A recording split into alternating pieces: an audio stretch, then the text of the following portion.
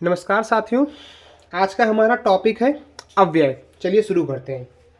देखिए, अव्यय अव्यय वे विकारी शब्द होते हैं जिनके रूप में लिंग, वचन, कारक इत्यादि के आधार पर कोई विकार उत्पन्न नहीं किया जा सकता है। मतलब वे हर परिस्थिति में अपनी मूल अवस्था में रहते हैं। आप समझिए, अव्यय कौन से शब्द होते हैं जिनमें लिंग, वचन व कारक इत्यादि आदि के आधार पर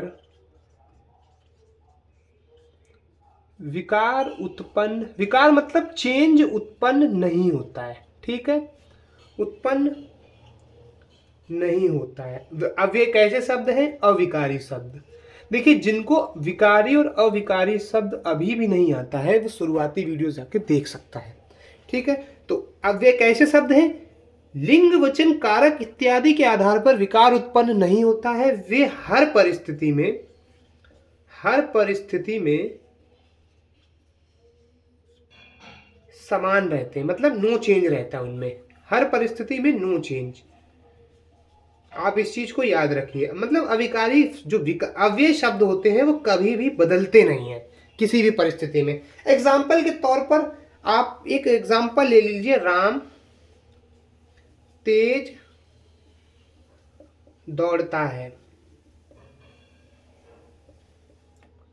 और दूसरा इसी के साथ एक एग्जाम्पल ले लीजिए, वह तेज, या तुम तेज दौड़ते हो। सेम सेम हो जाएगी ना क्रिया, तुम तेज दौड़ते हो। अब देखिए, पूरे वाक्य बदल गया है, क्रिया बदल गई, परंतु तेज वैसा का वैसा ही रहा। आपको अव्यय शब्द कुछ कुछ समझ में आ गए होंगे कि अव्यय शब्द होते एक्चुअली में क्या है, आपको समझ में आ गया होगा। देखिए, अव्यय के जो भाग होते हैं, अव्यय के जो भेद होते हैं, अव्यय के जो प्रकार होते हैं वो होते हैं चार। कौन कौन से? सबसे पहला प्रकार होता है क्रिया विशेषण।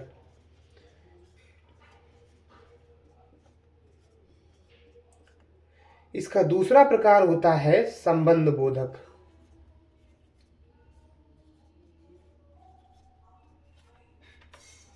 तीसरा होता है समुच्चय बोधक।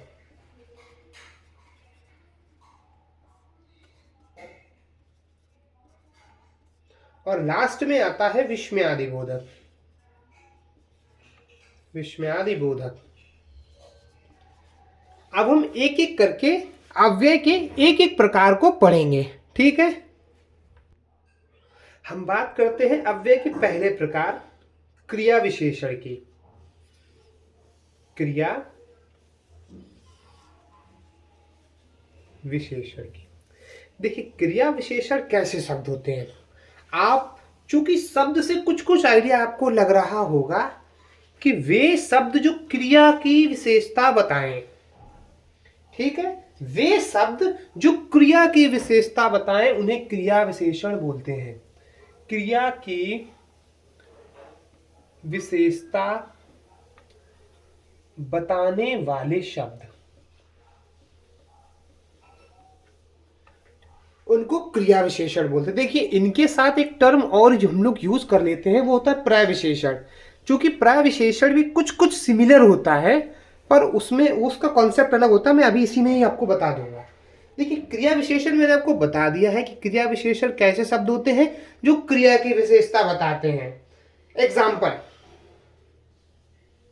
मोहन सुंदर लिखता है। अब आप देखिए, लिखना इसमें क्या है? क्रिया। और क्रिया कैसी है? सुंदर। मतलब उसने कैसा लिखा? सुंदर। उसके लिखने की क्या विशेषता है? उसके लिखने की ये विशेषता है कि वो सुंदर लिखता है। तो ये सुंदर क्या हो गया? ये हमारा क्रिया की विशेषता बताने वाला शब्द जो कि क्रिया विशेषण हो गया। मेरे हिसाब से आप क्रिया विशेषण कहां पर यूज होता है वो आपको समझ में आ गया होगा। ठीक है, अब बात करते हैं क्रिया विशेषण के प्रकार की।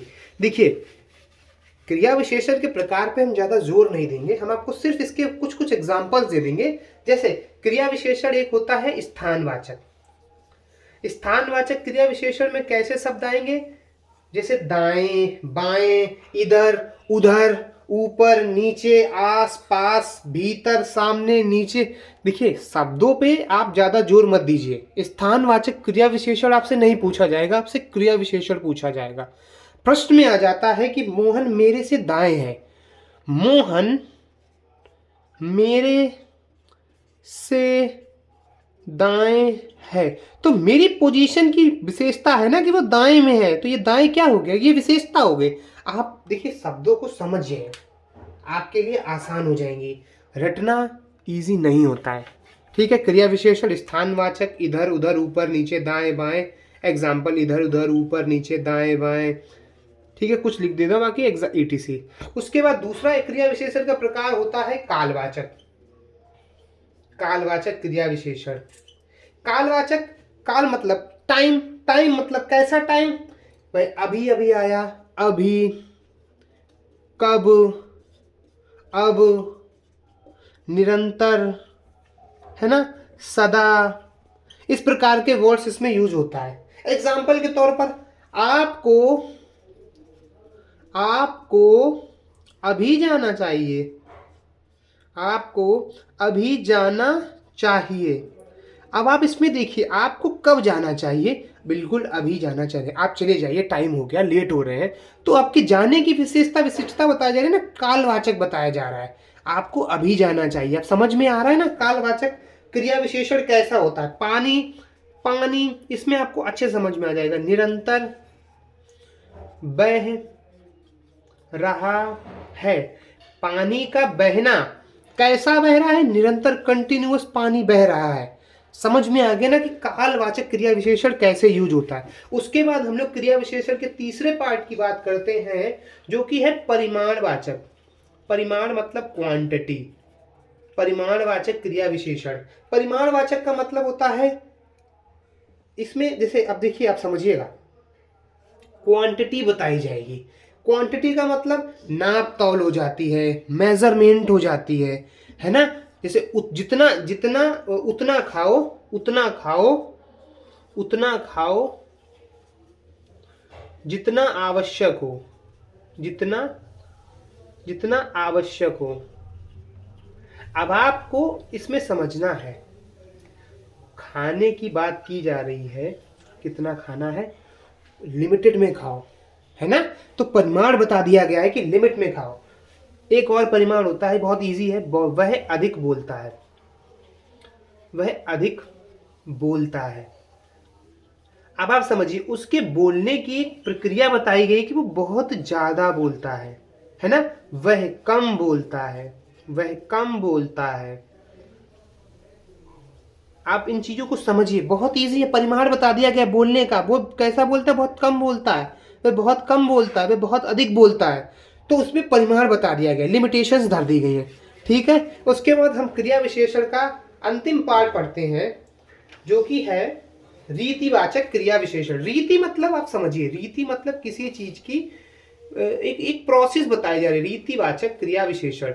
रीति मतलब, रीति को इंग्लिश में बोलते हैं, उसकी प्रोसेस क्या है, उसका तरीका क्या है, ये वो चीज बताई जा रही है ना। जैसे इसमें वर्ड्स कैसे आएंगे, पहले आप वर्ड समझिए। वर्ड से पहले आप एक एग्जांपल समझ लीजिए, ज्यादा अच्छा होगा। जैसे राकेश, राकेश कैसा गाता है? राकेश मधुर गाता है।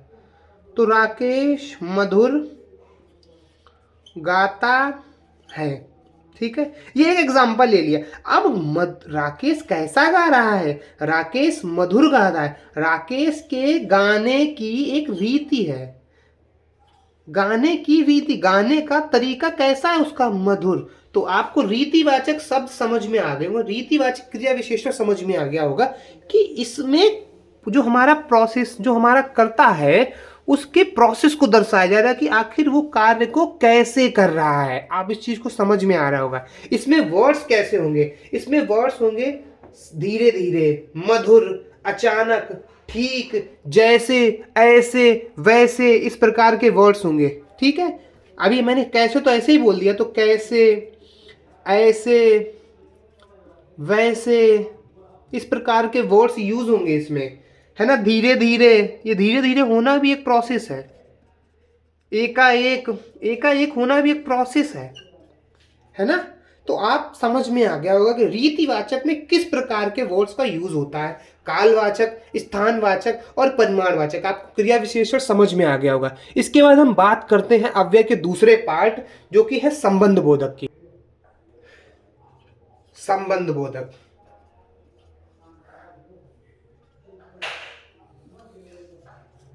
देखिए संबंध बोधक क्रिया, संबंध बोधक अव्यय। देखिए संबंध बोधक कौन से शब्द होते हैं, तो संबंध बोधक वे अविकारी शब्द होते हैं। पहली चीज, अविकारी शब्द होते हैं जो संज्ञा व सर्वनाम के साथ आकर उनका संबंध, किनका, संज्ञा सर्वनाम का संबंध पूरे वाक्य से, मतलब रेस्ट वाक्य से संबंध स्थापित करते हैं। रेस्ट वाक्य से संबंध स्थापित करते हैं। अब आप इस चीज को समझिएगा। इनको इंग्लिश में प्रेपोजिशंस बोलते हैं। पहली चीज, आप प्रेपोजिशंस से परिचित होंगे। जो इंग्लिश में प्रेपोजिशंस जानते होंगे वो इस चीज को अच्छे से समझ जाएंगे। आप समझिए संबंध बोधक कौन से शब्द होते हैं। ये वे अविकारी शब्द होते हैं जो संज्ञा व सर्वनाम शब्दों के साथ आकर उनका बाकी के जो वाक्य है उसके साथ संबंध स्थापित करते हैं। आप एक एग्जांपल समझिए। विद्या, विद्या के बिना मनुष्य की शोभा नहीं होती है। अब यहां पर ये था मेरा विद्या, ये था हमारा विद्या, और विद्या के बिना, तो बिना यहां पर क्या आ गया। आपको ये चीजें समझ में आ रही हैं। यहां पर ये जो बिना शब्द लगा है, इसने विद्या का और मनुष्य की शोभा का एक दूसरे से संबंध स्थापित कर दिया। बस आपको यही समझना है कि जो हमारे संबंध बोधक शब्द होते हैं वे संज्ञा व सर्वनाम शब्दों का अन्य वाक्य से संबंध स्थापित करते हैं। ठीक है। जो संबंध बोधक जो हमारे अव्यय होते हैं वो टोटल 13 प्रकार के होते हैं। अब देखिए 13 प्रकार के होते हैं तो हम उनके 13 प्रकार के नहीं पढ़ेंगे।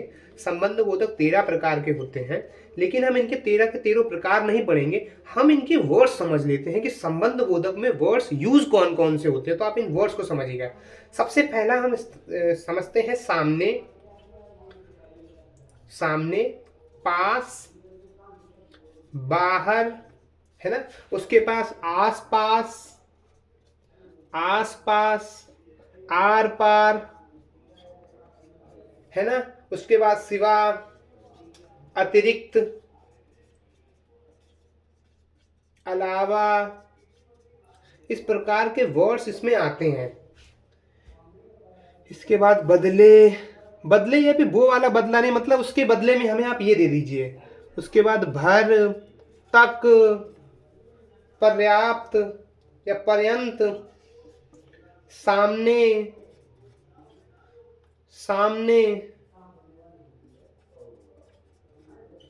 उसके बाद आगे, अपेक्षा,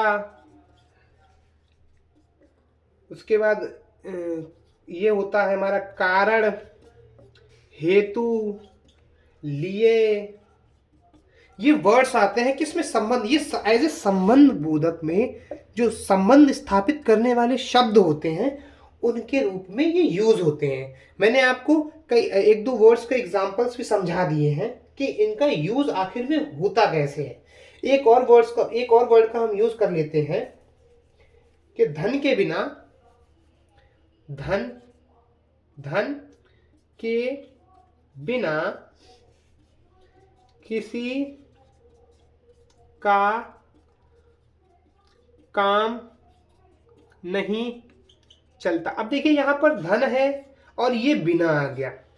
आप ये समझिए बिना ने क्या किया, बिना ने धन का रेस्ट वाक्य से संबंध स्थापित करा दिया।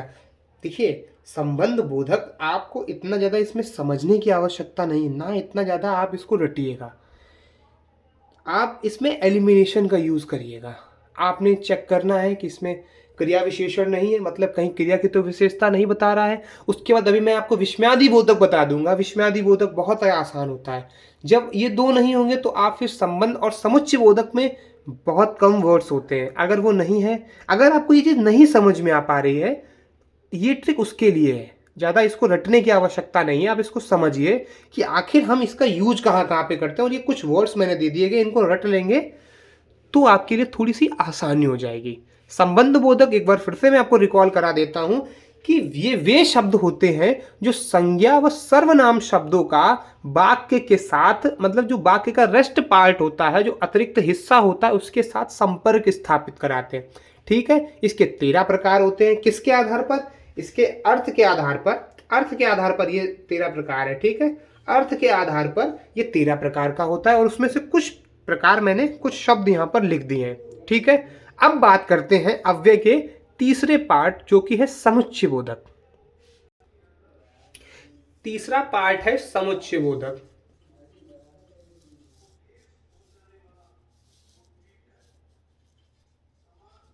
समुच्चय बोधक, देखिए समुच्चय बोधक भी क्या है? पहली बात, अविकारी शब्द है। ठीक है, अविकारी शब्द है। देखिए अविकारी शब्द मैंने हर बार लिखा है। अगर आपको ये नहीं पता है तो सबसे पहले आप इसको, इस वीडियो को यहीं पे छोड़िए, पुरानी वीडियोस जाके देखिए, अविकारी विकारी शब्द को समझिए, फिर वापस आइए। ठीक, ये अविकारी शब्द है। उसके बाद समुच्चय बोधक आखिर होता क्या है? तो ये दो शब्दों वाक्यों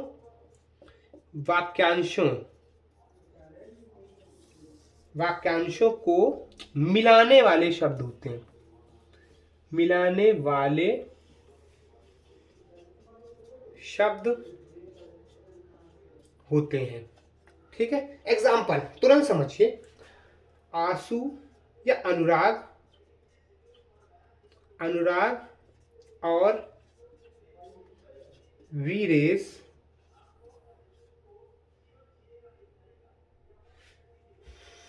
मित्र या अच्छे मित्र है। अच्छे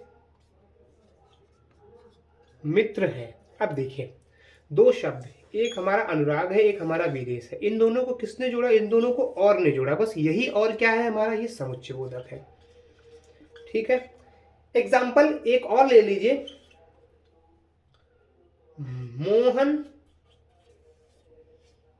मोहन को बुलाओ क्योंकि मुझे उससे मिलना है। अब देखिए इसमें दो वाक्यांश हैं, एक मोहन को बुलाओ और मुझे उससे मिलना है। इसको जुड़ा किसने? क्योंकि ने। तो आपको समुच्चय बोधक समझ में आ गया होगा कि आखिर समुच्चय बोधक होता क्या है। दो शब्दों, दो वाक्यों या वाक्यांशों को मिलाने वाले अविकारी शब्दों को हम समुच्चय बोधक बोलते हैं। ये हो गई आपकी परिभाषा। अब बात करते हैं समुच्चय बोधक के प्रकार की। देखिए समुच्चय बोधक के प्रकार तो वैसे दो होते हैं, एक समानाधिकरण और एक व्याधिकरण, लेकिन ये इतने इंपॉर्टेंट नहीं है। हम ज्यादातर फोकस करेंगे इनके वर्ड्स पर कि समुच्चय बोधक में कैसे कैसे हम वर्ड्स का यूज कर सकते हैं, ताकि हम उन वर्ड्स को देखें और हमें तुरंत पता चल जाए कि ये समुच्चय बोधक है। ठीक है, समुच्चय बोधक के कितने प्रकार हैं? दो प्रकार हैं, समानाधिकरण और व्याधिकरण। ठीक है, समानाधिकरण जो वाक्य को जोड़े, और जो व्याधिकरण होता है वो होता है जो वाक्यों को एक दूसरे से स्वतंत्र नहीं जोड़ते, तो ये भी है पर इनमें एक दूसरे पर वो हो जाता है, क्या नाम, दूसरे पे आप इस आश्रित वाक्य हो जाते हैं। बात करते हैं समुच्चय बोधक में यूज होने वाले शब्दों की। देखिए सबसे पहले तो हम एक और तो यूज कर ही चुके हैं, और, एवं, उसके बाद जो, कि, क्योंकि, है ना, इसलिए, और यद्यपि, तथापि, यद्यपि, तथापि, परंतु, और अर्थात, अर्थात मानो, ये कुछ वर्ड्स हैं जो आपको जनरली समुच्चय बोधक वाक्यों में मिलेंगे। इसके अतिरिक्त मैंने आपको बता दिया है कि जो शब्द समुच्चय बोधक की आप परिभाषा याद रखिए कि जो दो शब्दों, दो वाक्यों या दो वाक्यांशों को जोड़े उसको समुच्चय बोधक बोलते हैं। ठीक है, संबंध बोधक में मैंने आपको बताया था कि संज्ञा और सर्वनाम शब्दों को रेस्ट वाक्य से संबंध स्थापित करने वाले शब्दों को संबंध बोधक बोलते हैं। कंफ्यूज नहीं होना है। और समुच्चय बोधक वे शब्द होते हैं जो दो वाक्यों, दो शब्दों को जोड़े। ठीक है, उन्हें हम समुच्चय बोधक बोलते हैं। और जो शब्द होते हैं समुच्चय बोधक शब्द, वो और, एवं, जो कि, क्योंकि, इसलिए, यद्यपि, तथापि, परंतु, अर्थात, मानो, इसके अतिरिक्त बहुत सारे, देखिए बहुत सारे वर्ड होते हैं, पर आप परिभाषा पे जोर दीजिए, परिभाषा को समझिए। ठीक है, एग्जाम्पल एक दो और ले लेते हैं। अब एक कोई एग्जाम्पल बता, जैसे चंदन। हाँ, ये एग्जाम्पल ले लीजिए। राम अथवा श्याम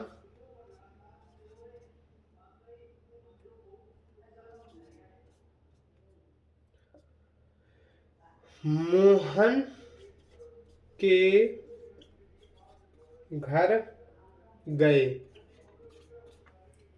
अब इसमें अथवा से जोड़ दिया गया है वाक्य को। ठीक है, राम अथवा श्याम, राम एक शब्द है, श्याम दूसरा शब्द है, इन दोनों को जोड़ा गया है अथवा से। तो अथवा क्या है? समुच्चय बोधक। ठीक, दो शब्दों को जोड़ने वाले शब्दों को हम समुच्चय बोधक बोलते हैं। मेरे हिसाब से आपको समुच्चय बोधक समझ में आ गया होगा। यदि नहीं आता है तो एक बार बताइएगा, दोबारा से पढ़ लेंगे। अब बात करते हैं अव्यय के आखिरी पार्ट, जो कि है विस्मयादि बोधक शब्द। ठीक है, चौथा और आखिरी पार्ट है अव्यय का, जो कि है विस्मयादि बोधक। देखिए, विस्मयादि बोधक क्या होता है? इसमें विस्मय उत्पन्न होता है, इसमें आश्चर्य उत्पन्न होगा। आश्चर्य कैसा?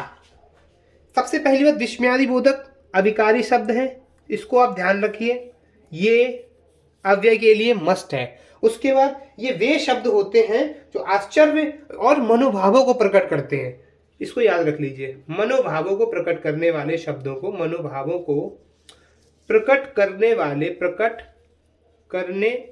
वाले शब्दों को हम विस्मयादि बोधक अव्यय बोलते हैं, पहली चीज। दूसरी बात, मनोभाव हमारे कैसे हो सकते हैं? हम खुश भी हो सकते हैं, हम शोक में भी हो सकते हैं, हमें आश्चर्य भी हो सकता है, हमें घृणा भी हो सकती है, हम बद्दुआ भी दे सकते हैं, हम आशीर्वाद भी दे सकते हैं। तो मनोभाव कैसा भी हो सकता है। तो इसमें आपको लिए, और इसकी ट्रिक याद रख लीजिए, इसमें विस्मयादि बोधक में आपको ये चिन्ह जरूर मिलेगा शब्द के बाद। ठीक है, जैसे हम लोग बोलते हैं ना, बाप रे। देखिए, हम लोग जनरली बोलते हैं बाप रे,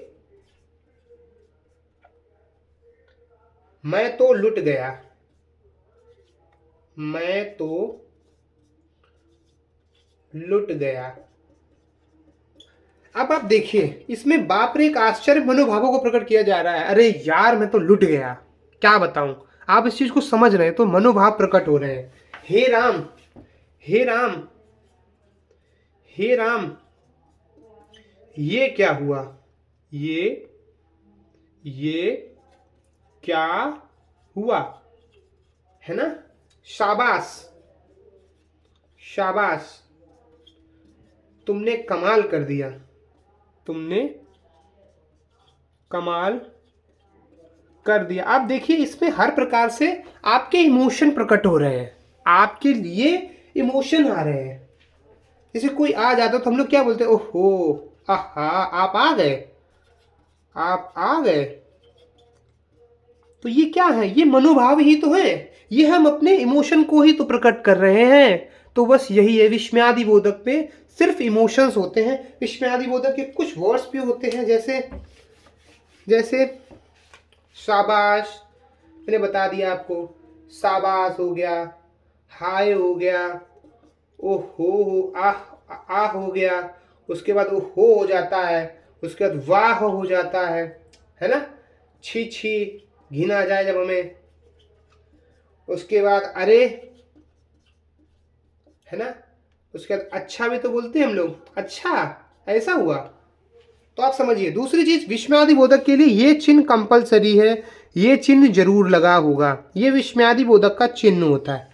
ठीक है, मेरे हिसाब से आपको अव्यय के चारों पार्ट समझ में आ गए होंगे। एक बार फिर से मैं आपको रिकॉल करा दूं, अव्यय अविकारी शब्द होते हैं जो लिंग वचन कारक के आधार पर परिवर्तित नहीं होते हैं। इसके 4 पार्ट होते हैं। सबसे पहला क्रिया विशेषण जो क्रिया की विशेषता बताता है। उसके बाद दूसरा है संबंध बोधक जो संज्ञा और सर्वनाम शब्दों का वाक्य के साथ संबंध स्थापित करता है। तीसरा पार्ट मैंने आपको बताया समुच्चय बोधक जो वाक्यों, शब्दों या वाक्यांशों को जोड़ते हैं। आप समझिएगा, शब्दों, वाक्यों और वाक्यांशों को जोड़ते हैं, उन्हें हम समुच्चय बोधक बोलते हैं। और लास्ट और चौथा पार्ट था विस्मयादि बोधक जिसमें हम मनोभावों को प्रकट करते हैं, जिसमें मैंने लास्ट में आपको एग्जांपल्स बता दिए। पहली चीज, आपने इनकी परिभाषा पे ज्यादा जोर देना है, परिभाषा को समझिए। इसके बाद परिभाषा के आधार पर प्रैक्टिस करिए, है ना। आप पहचानने का प्रयास करिए कि कौन सा कहाँ पे वाक्य है, कहाँ पे शब्द है और कहाँ पे संज्ञा और सर्वनाम शब्द है जो वाक्य के साथ जुड़े हैं। आपको संज्ञा सर्वनाम नहीं पता है, आप आगे के वीडियोस देख सकते हैं। रेस्ट चीजों को आप, जो हमने वर्ड्स आपको एग्जाम्पल के तौर पर वर्ड्स बताए हैं, उनको रटने का प्रयास बिल्कुल भी मत करिएगा। आप परिभाषा को सीखिए, आपके लिए बहुत आसान हो जाएगा। चीज़ों को समझिए, धीरे धीरे हिंदी आने लगेगी। आज के लिए इतना ही, धन्यवाद।